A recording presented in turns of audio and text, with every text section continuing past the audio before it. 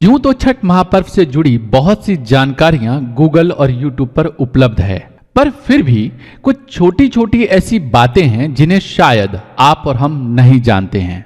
छठ महापर्व की ख्याति और महिमा से आज के समय में कोई भी व्यक्ति अछूता नहीं रहा है। छठ पर्व भारत में ही नहीं बल्कि विदेशों में भी बड़े धूमधाम से मनाया जाता है। हर व्यक्ति छठ से जुड़ी हर छोटी से छोटी जानकारी प्राप्त करना चाहता है, जिससे वह अपनी श्रद्धा और भक्ति को और दृढ़ बना सके। तो चलिए जानते हैं कुछ ऐसी ही रोचक तथ्यों के बारे में जो छठ महापर्व से जुड़ी हुई है। फैक्ट नंबर 16, क्या आप जानते हैं कि एक विदेशी सर्वे के अनुसार भारतीय त्योहारों में केवल छठ ही एक ऐसा त्योहार है जो पूर्ण रूप से इको फ्रेंडली है।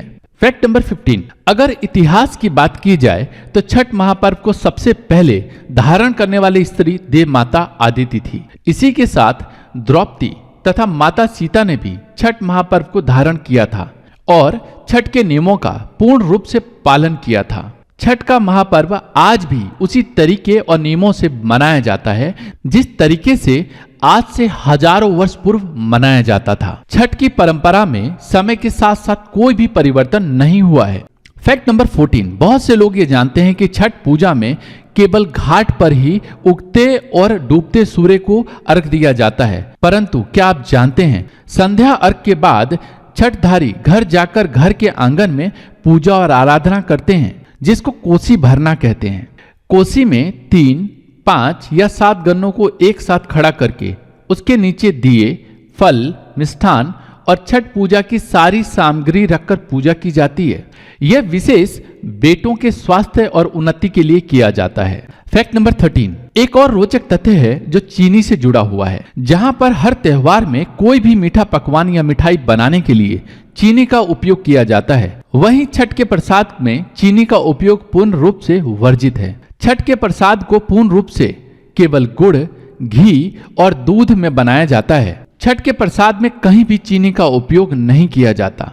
फैक्ट नंबर 12, हम में से बहुत से लोग सिर्फ यह जानते हैं कि छठ व्रत में सूर्य भगवान की पूजा की जाती है, पर क्या आप जानते हैं कि छठ पूजा में केवल सूर्य देव की ही पूजा नहीं की जाती, सूर्य के साथ साथ उनकी पत्नी उषा और प्रत्युषा की भी आराधना की जाती है। सूर्य की प्रथम किरण को उषा तथा संध्या की अंतिम किरण को प्रत्युषा माना जाता है, जिन्हें सूर्य के साथ साथ अर्घ दिया जाता है। फैक्ट नंबर 11, हम में से बहुत से लोग जन्माष्टमी का व्रत रखते हैं, जिसको टफ व्रत में माना जाता है।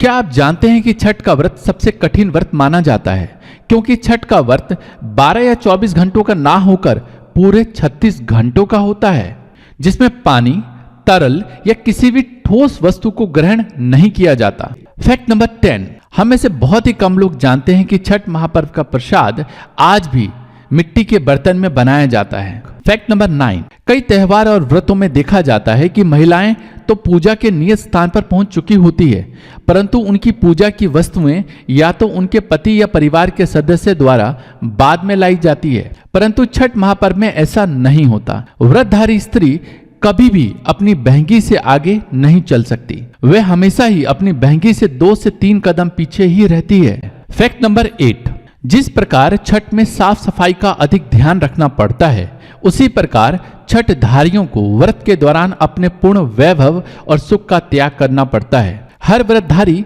जमीन पर ही बिना सिला हुआ बिस्तर और चादर या कंबल बिछाकर ही सोता है, फिर चाहे वह कोई राजा हो या रंग।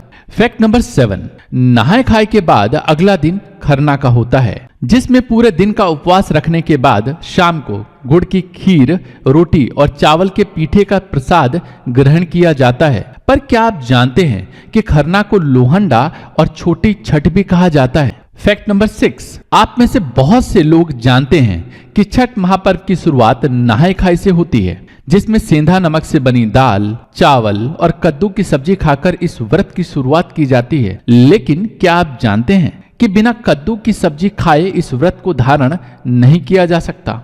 फैक्ट नंबर 5, क्या आपको पता है कि वैज्ञानिकों के अनुसार छठ की षष्ठी तिथि को सूर्य की अल्ट्रा वायलेट रेज पृथ्वी पर सामान्य से अधिक मात्रा में सक्रिय होती है, जो हमारे लिए बहुत ही हानिकारक होती है। शायद अल्ट्रावायलेट रेस के इस प्रभाव को कम करने के लिए भी छठ महापर्व मनाया जाता है। तो दोस्तों, हमें उन सभी छठ व्रतियों का शुक्रगुजार होना चाहिए जिनकी वजह से हम इन अल्ट्रावायलेट रेस से बच पाते हैं। फैक्ट नंबर 4, क्या आप जानते हैं कि छठ महापर्व के छठ नाम के पीछे भी एक महत्वपूर्ण कारण है। कार्तिक शुक्ल पक्ष की षष्ठी को मनाए जाने के कारण इस व्रत का नाम छठ पड़ा। यूं तो छठी मैया को अलग अलग नाम से भी जाना जाता है, परंतु क्या आप जानते हैं कि मां दुर्गा का छठा स्वरूप भी छठी मैया का है, जिन्हें हम नवरात्रों के दिनों में कात्यायनी माता के रूप में पूजते हैं। फैक्ट नंबर 3, यूं तो दिवाली के बाद आने वाला छठ पर्व ज्यादा फेमस है, पर क्या आपको पता है कि छठ महापर्व वर्ष में 2 बार आता है? जी हाँ, बहुत ही कम लोग यह बात जानते हैं कि छठ पर्व वर्ष में 2 बार आता है, एक चैत मास में और दूसरा कार्तिक मास में। फैक्ट नंबर 2, क्या आप जानते हैं कि छठ महापर्व महिलाओं और पुरुष दोनों ही मनाते हैं, पर छठ महापर्व अधिकतर महिलाओं द्वारा मनाया जाता है, जिन्हें व्रती कहा जाता है। पर क्या आप जानते हैं कि इन व्रती महिलाओं को पर्वतीन भी कहा जाता है?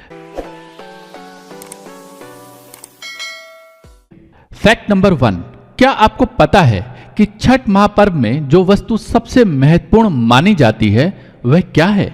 वह है सूप। यूं तो बांस के सूप जगह जगह बनाए जाते हैं, पर छठ पूजा में प्रयोग किए जाने वाला तांबे का सूप केवल वाराणसी में ही बनाया जाता है और वाराणसी से ही देश के कोने कोने और विदेशों में एक्सपोर्ट किया जाता है। यह सूप आज भी उसी तरीके और बारीकियों से बनाया जाता है जिस तरीके से हजारों वर्ष पूर्व बनाया जाता था। यह सूप पूर्ण रूप से तांबे का बना होता है, जिसे अधिक मजबूत बनाने के लिए किनारों पर लोहे की टांक लगाई जाती है।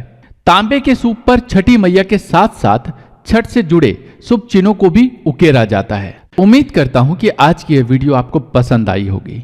इस वीडियो को आप अधिक से अधिक लोगों को शेयर करें ताकि छठी माँ की महिमा को ज्यादा से ज्यादा लोगों तक फैलाया जा सके। छठी माँ की कृपा आप पर बनी रहे और आपकी सारी मनोकामनाएं पूरी हो। मिलता हूं अगली वीडियो में, तब तक के लिए जय छठी मैया।